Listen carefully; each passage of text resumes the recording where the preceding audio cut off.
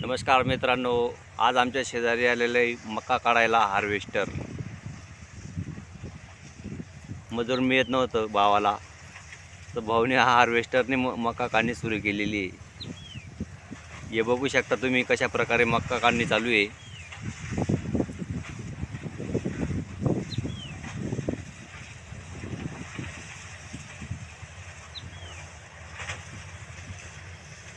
पूर्ण कडक व सुकलेली वाळलेली मका लागते त्याला काढायला. चारा असा शेतातच पडून राहतोय.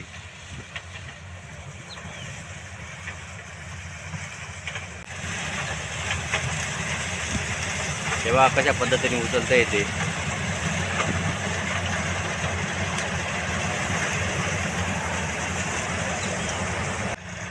आपल्यालाही जर मजूर मिळाला नाही तर आपण अशा प्रकारे हार्वेस्टर बोलवून मका काढून घेऊ शकता. हे बघा मित्रांनो, अशा पद्धतीने हार्वेस्टरने मका निघतोय.